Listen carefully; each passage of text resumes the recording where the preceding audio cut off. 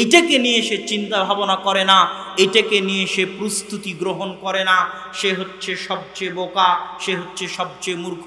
এটা আমরা পবিত্র কোরআন এবং হাদিস যদি গবেষণা করি, বিশ্লেষণ করি, স্পষ্টভাবে বুঝতে পারি।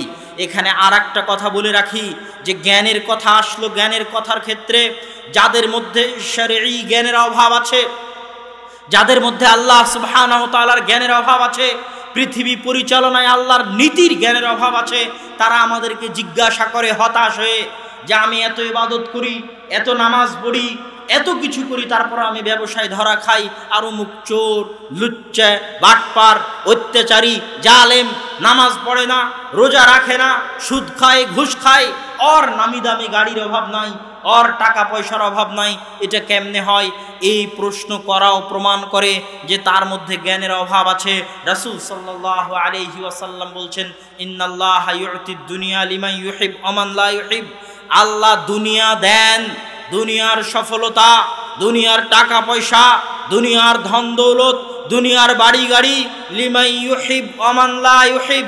আল্লাহ যাকে ভালোবাসেন তাকেও দুনিয়া দেন, যাকে ভালোবাসেন না, ঘৃণা করেন, যার উপর আল্লাহর করুণা দৃষ্টি নাই, যার উপর আল্লাহর রহমতের দৃষ্টি নাই, তাকেও আল্লাহ সুবহানাহু ওয়া তাআলা দুনিয়াবি ধন দৌলত, টাকা পয়সা দেন।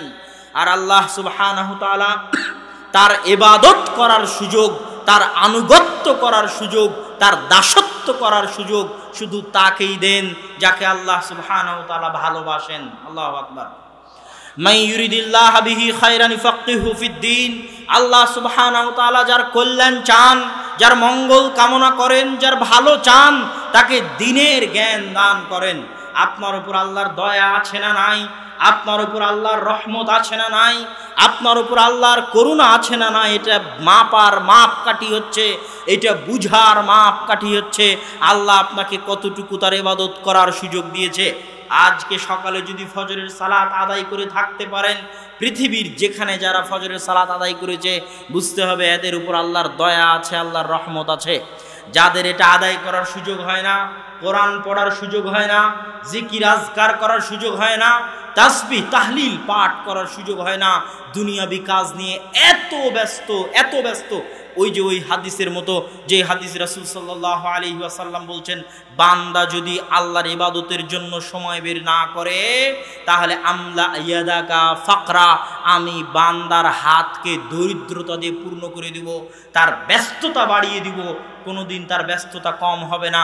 ওই ব্যস্ততা কম না হওয়ার কারণে আল্লাহর ইবাদত করার সুযোগ পায় না। যখন আপনি দেখবেন আপনি আল্লাহর ইবাদত করার সুযোগ পাচ্ছেন না, বুঝবেন এটাই আপনার জন্য শাস্তি, এটাই আপনার জন্য আল্লাহর পক্ষ থেকে আযাব, যে আপনি আল্লাহর করুণা দৃষ্টি বঞ্চিত, আল্লাহর রহমত বঞ্চিত, আল্লাহর দয়া বঞ্চিত, আল্লাহর দরবার থেকে বিতাড়িত। সম্মানিত উপস্থিতি, জ্ঞানের কথা বলছিলাম।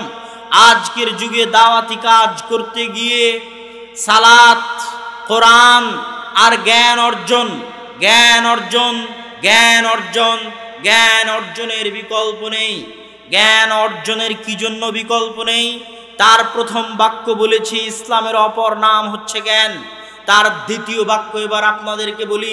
রাসূল সাল্লাল্লাহু আলাইহি ওয়াসাল্লাম বলছেন যে ইন্নামাল উলামা ওয়ারাসাতুল আম্বিয়া, নবীগণ হচ্ছেন, আলেমগণ হচ্ছেন নবীদের উত্তরসূরি।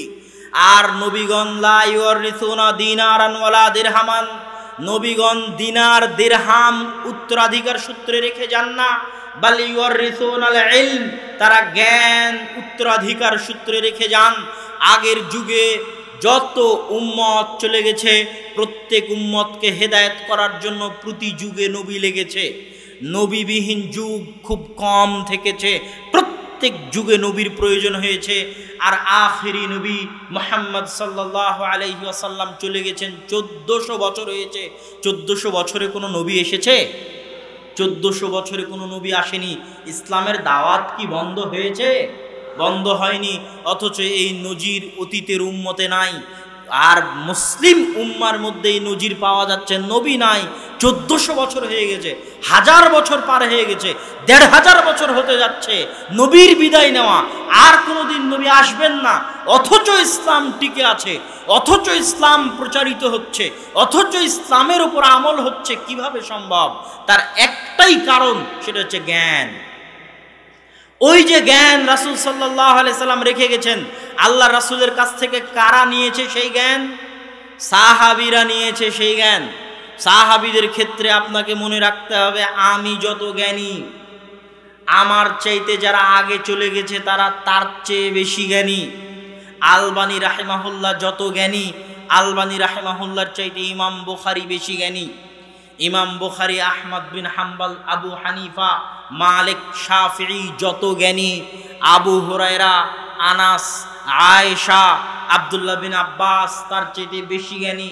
আব্দুল্লাহ বিন আব্বাসের লেখা কোনো বই নাই, আবু হুরায়রার লেখা কোনো বই নাই, আর আমার লেখা 1000টা বই আছে, তার মানে কি আমি বেশি জ্ঞানী? জি না। আবু হুরায়রা যত জ্ঞানী, আয়েশা যত জ্ঞানী, আব্দুল্লাহ বিন আব্বাস যত জ্ঞানী, আবু বকর ওমর তার চেয়ে বেশি জ্ঞানী। আবু বকর ওমরের বর্ণিত হাদিসই নাই, 2-1টা আছে। তাহলে আবু হুরায়রা 5000 হাদিসের বর্ণনাকারী, এই জন্য আবু হুরায়রা রাদিয়াল্লাহু তাআলা আনহু আবু বকর রাদিয়াল্লাহু তাআলা আনহুর চাইতে বেশি জ্ঞানী? জি না।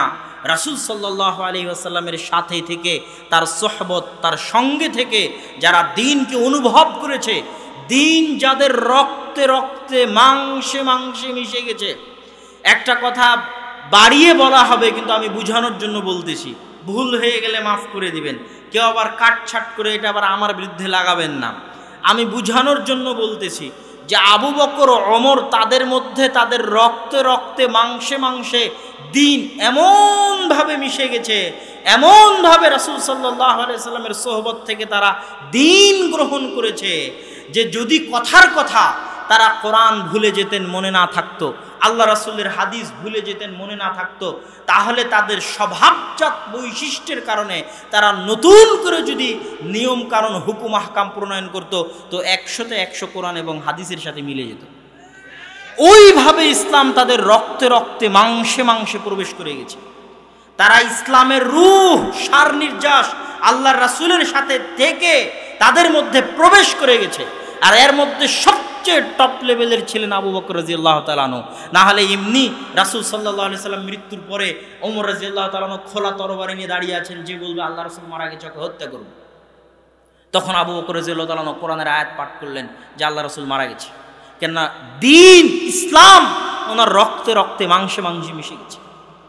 যখন যাকাত যারা দিতে চাইল না, অস্বীকার করতে চাইল, ওমর রাদিয়াল্লাহু তাআলা আনহু বলেন এরা সব কালেমা পড়ে মুসলমান, আর যে কালেমা পড়ে মুসলমান তার বিরুদ্ধে অস্ত্র ধরতে আল্লাহ রাসূল নিষেধ করেছে, তার রক্ত হারাম, তারকে হত্যা করা যাবে না, তার জান হারাম, তার মাল হারাম, তার বাড়ি হারাম, তার সম্মান হারাম, মর্যাদা হারাম, তার সম্মান লুণ্ঠন করা যাবে না, টাকা মেরে নেওয়া যাবে না, তার রক্ত প্রবাহিত করা যাবে না, আল্লাহ রাসূলের আদেশ। আবু বকর রাদিয়াল্লাহু তাআলা আনহু কিভাবে দ্বীন বুঝেছিলেন, কিভাবে দ্বীনের অনুভব শক্তি তার মধ্যে কাজ করেছিল, উনি বললেন, শোনো ওমর, আল্লাহর রাসূলের যুগে যারা যাকাত দিতে আসতো, যারা যাকাত দিচ্ছে না, ওদের বিরুদ্ধে যুদ্ধ তো হবেই। যারা যাকাত দিতে আসবে, কিন্তু রাসূল সাল্লাল্লাহু আলাইহি ওয়াসাল্লামের যুগে একটা একাল দড়ি দিত, তামনাউ, আমার যুগে দিতে অস্বীকার করবে, দিতে চাইবে না, ওই একটা দড়ির জন্য উট, ছাগল, গরু যাকাত হিসেবে দিতে এসেছে, দিয়ে গেছে, দড়ি খুলে নিয়ে চলে যাচ্ছে।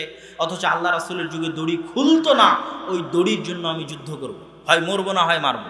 খেজুর দিতে এসেছে, খেজুর ঢেলে দিয়ে বস্তা নিয়ে চলে যাচ্ছে, আল্লাহ রাসূলের যুগে বস্তা সহ রেখে গেছে। আমার যুগে যদি খেজুর ঢেলে বস্তা নিয়ে যেতে চায়, ওই বস্তার জন্য ওর সাথে যুদ্ধ করবো, হয় মরবো না হয় মারবো। এই যে দ্বীনের কোন লেভেলের বুঝ, হাই লেভেলের বুঝ, সর্বোচ্চ পর্যায়ের বুঝ, সেই বুঝটা কি? যেহেতু আমি খলিফাতুল মুসলিমিন, আর খলিফাতুল মুসলিমিনের ন্যায় অর্ডার, হক অর্ডার প্রত্যেক খলিফাতুল মুসলিমের অধীনস্থ মুসলমান মানতে বাধ্য। যে তার ন্যায়সম্মত অর্ডার, যে তার যুক্তিসম্মত হক অর্ডার মানবে না, মারুফ অর্ডার মানবে না, ও বাগী, বিদ্রোহী, খারিজি, আর যে বাগী বিদ্রোহী খারিজি ওকে খলিফাতুল মুসলিমিন চাইলে হত্যা করতে পারে, জায়েজ। এটাই হচ্ছে সেই যেটা জামাতবদ্ধ জীবনযাপন। জামাতবদ্ধ থাকতে হবে। জামাত থেকে দূরে চলে গেলে, এক বিঘত দূরে চলে গেলে ইসলাম দূরে চলে যাবে, এই সেই জামাতবদ্ধ। আমিরের আনুগত্য করতে হবে, এই সেই আমির যারা আনুগত্য করতে হবে। আনুগত্য করছে না, ও বাগী, ওকে হত্যা করতে হবে, এই ক্ষমতা আবু বকর রাদিয়াল্লাহু তাআলা আনহুর আছে। জামাতের কথা বলতে গিয়ে সালাতের মধ্যে একটা কথা ছুটে গেছে, যে আজকে আমাদের যুবক সমাজের কথা কেন সালাতের কথা বললাম, ওই সময়ে একটা হাদিস বলতে ছুটে গেছে। রাসূল সাল্লাল্লাহু আলাইহি ওয়াসাল্লাম বলছেন, মা মিন কারিয়াতিন, এমন কোনো গ্রাম যেই গ্রামে 3 জন মুসলমান বসবাস করে, শুধু 3 জন, এমন কোনো শহর, এমন কোনো জঙ্গল, এমন কোনো বন্দর, এমন কোনো মরুভূমি যেখানে মাত্র 3 জন মুসলমান বসবাস করে, ওই 3 জন মুসলমানের উপর ফরজ যে তারা জামাতে সালাত কায়েম করবে। ইল্লাস্তাহওয়াযা আলাইহিমুশ শাইতান, যদি তারা জামাতে সালাত কায়েম না করে শয়তান তাদের উপর হামলা করবে। কিভাবে হামলা করবে? যেমন নেকড়ে পালবিহীন ভেড়ার উপর হামলা করে, নেকড়ে যেমন পালবিহীন ভেড়ার উপর হামলা করে, জামাত বিচ্ছিন্ন এই মানুষগুলোর উপর শয়তান হামলা করবে। এই জামাত বিচ্ছিন্ন মানে আল্লাহ রাসূলের হাদিসে আল্লাহ রাসূল স্পষ্ট করে বলে দিলেন, 5 ওয়াক্ত সালাতের জামাতে যে উপস্থিত হয় না, ওই জামাত বিচ্ছিন্ন মুসলমান শয়তানের ষড়যন্ত্রের শিকার হবেই হবে, হতে হবে। জামাতবদ্ধ থাকতে চাওয়া মানে 5 ওয়াক্ত সালাতে মসজিদে হাজিরা দিতে হবে। যে 5 ওয়াক্ত সালাতে মসজিদে হাজিরা দেয় না, উপস্থিত হয় না, ও মুসলমানদের জামাতের অন্তর্ভুক্ত নয়, ও মুসলমানদের জামাতের সদস্য নয়, ও জামাত থেকে বের হয়ে গেছে। খলিফাতুল মুসলিমিন চাইলে ওকে হত্যা করতে পারে জামাতে উপস্থিত করার জন্য, জামাত কায়েম করার জন্য।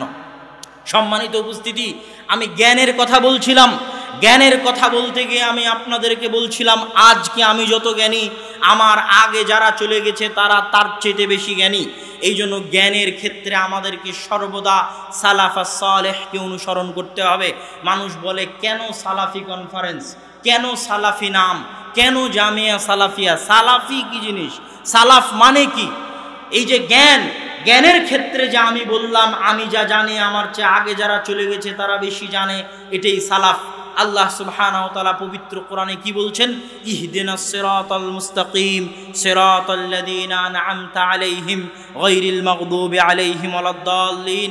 হে আল্লাহ, আপনি আমাদেরকে সিরাতে মুস্তাকিম দেখান। সিরাতে মুস্তাকিম কি? আল্লাহ নিজে স্পষ্ট করে দিচ্ছেন সিরাতে মুস্তাকিম কাকে বলে। সিরাতে মুস্তাকিম বলে আল্লাযীনা আন'আমতা আলাইহিম, ওদের রাস্তায় চলা, যাদের উপর আল্লাহ দয়া করেছে, ওদের পথ অবলম্বন করা, যাদের উপর আল্লাহ দয়া করেছে। আল্লাহ কাদের উপর দয়া করেছে? আস-সিদ্দিকিন, আশ-শুহাদা, যারা সিদ্দিক, যারা শুহাদা, আল আম্বিয়া, যারা নবী, নবীগণ, নবীদের পরবর্তী তাদের সাহাবীগণ, সিদ্দিকিনগণ, শুহাদাগণ, উলামাগণ, ফুকাহাগণ, আইম্মাগণ, যারা আগের যুগে চলে গেছে তাদের উপর আল্লাহর